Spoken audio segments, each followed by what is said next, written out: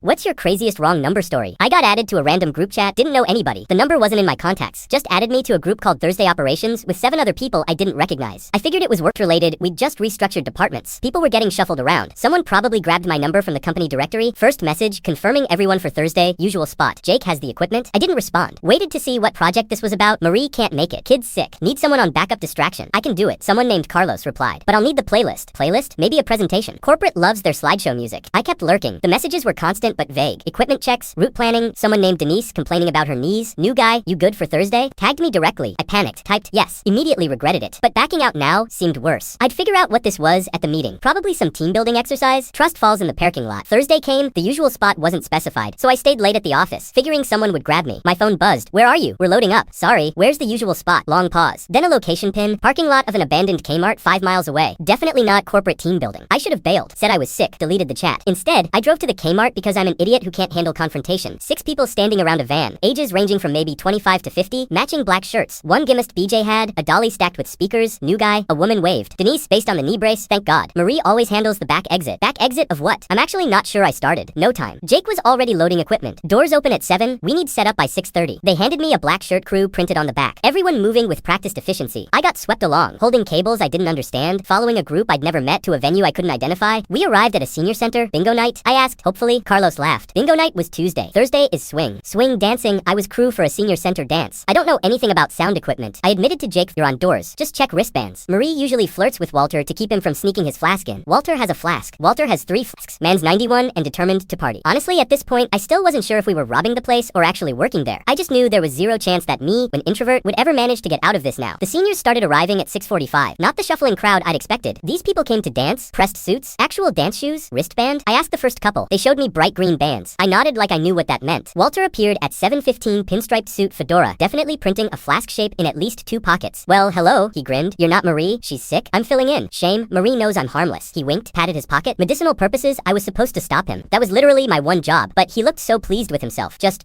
Be subtle. I said, always am. The dancing started. Jake had the music going, actual big band stuff, not the watered down versions. These seniors could move, spins, dips, one couple doing aerials that made me nervous about hip replacements. Denise worked the snack table. Carlos taught basic steps to newcomers. Everyone had a role except me, who just stood by the door trying to look official. We packed up, loaded the van. The group was exhausted but happy. Recapping the night's highlights. Week after week, I became part of it. Learned the regulars. Figured out the equipment. Started a spreadsheet for song requests. Never told them about the wrong number. 6 months in, at our volunteer appreciation dinner, Denise gave a toast. Carlos leaned over. You know, we never did get your actual name. Jake added you as Marie's friend and it stuck. I'm David, I said. Well, David, he grinned. Glad you answered that wrong number. They'd known the whole time. Why didn't you say anything? You showed up. Denise shrugged. To help seniors dance. Wrong number or not, that made you crew.